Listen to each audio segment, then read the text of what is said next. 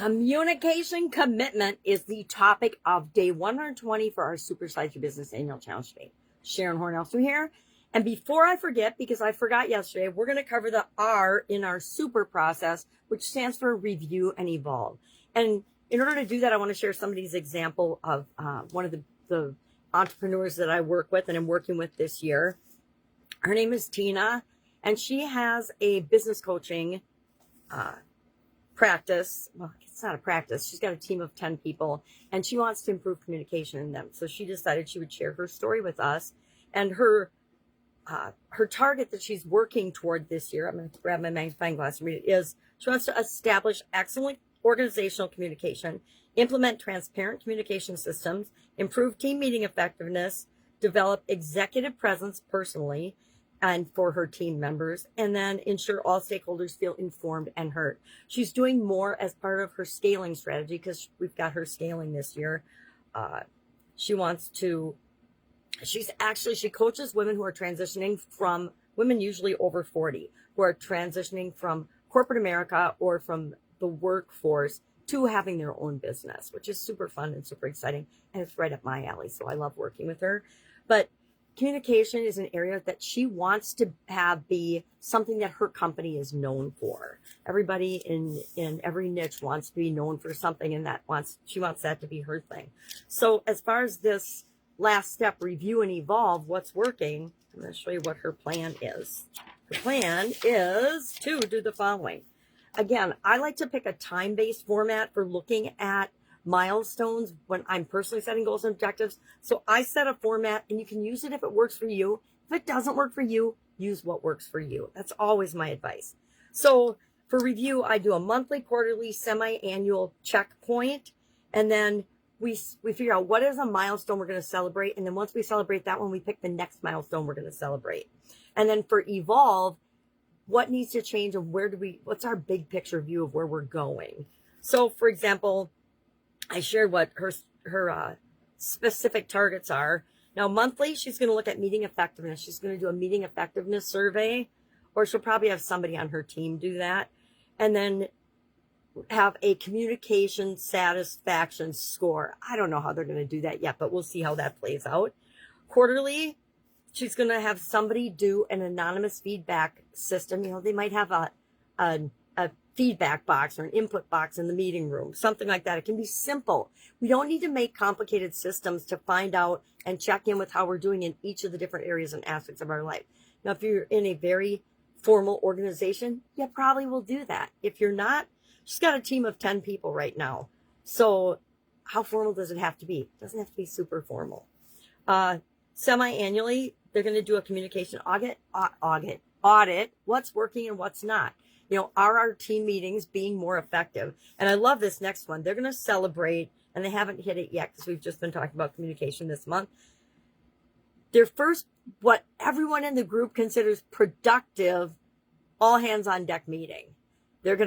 Everybody gets to vote and rate on it, but they're going to celebrate when they actually feel like everyone in the meeting, all 11 of them, or how many ever people they've got at that point, feel like, oh my God, I understand the strategy. I know why we're having this meeting.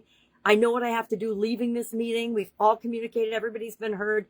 However they want to judge that, but then they're going to have a celebration to reinforce that and make it a part of their everyday operations and just their way of being with one another. And then for evolving, communication becomes their competitive advantage, culture of radical transparency, recognized as communication forward company in the industry, in the coaching industry. I think those are all wonderful things to aspire to and to achieve, right? Totally possible for any one of us, and especially for, excuse me, Tina and her team. All right, so what are we talking about today? We are doing, just happens to be the same thing, a review of communication this month. And we're going to I challenge you to commit to 3 communication things or activities that you want to improve between now and the end of the year. So pick 3 areas that you want to improve. It could be meeting structure. It could be clarity of email communications. It could be having a This is how we digitally communicate strategy and document it and then communicate it to everybody in your organization. It could be a feedback culture, creating a culture of feedback. Could be gratitude. We just talked about gratitude yesterday. Can you imagine if everyone in your organization was grateful to come to work every day and do their job and felt like that was a privilege? It really is a privilege to have a job. Everybody does not have a job that wants a job, not even in America. So is it a privilege to have a job, or is it a responsibility? How do you look at that? How we look at things, colors, how we think about them, how we feel about them, and how we communicate about them. Maybe we have a system for follow-up systems. I think follow-up is the most underrated thing that people do. It's why I have my blue notebook strategy that I told you about and that I used that really served me well, especially in my last corporate job, because that's when I got really, really consistent with using it. And it was like, if you walk around with a clipboard, you're automatically seen as an authority. Well, I used to walk around with that little blue notebook and everybody saw me coming. But at first they were afraid of it, but then they realized that I was doing it to hold myself accountable to doing what I said I was going to do. And I gained a reputation for people knowing that if they asked me to do something or told me something that was broken that needed fixing, they knew it was as good as done because they trusted me to do what I said I was going to do, because I always did. I always followed up on it. I always did what I said I was going to do. Or if something happened that it wasn't possible, I always closed the loop and followed up with people. And once you get a reputation for doing that and being that way, people automatically find you more trustworthy and will trust you with bigger and better and more important things important to them, right?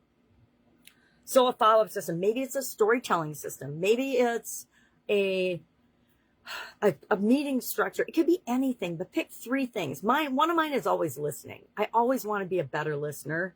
What else did I pick? I didn't pick and write down my 3 yet. That's why I can't share them yet. But I will share them in the comments below. If you would like, say share it in the comments below, or share on, right, Sharon?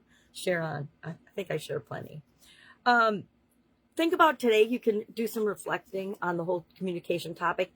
I think communication, I think confidence, I think they are 2 things that are so core to how we show up and how we lead and how we be a human being in our business that we have to pay attention to them. It's why I added them to my lifelong legacy goals list, and I've been doing it since 2020. They are part of my 9-part life framework now. That's how important I think they are.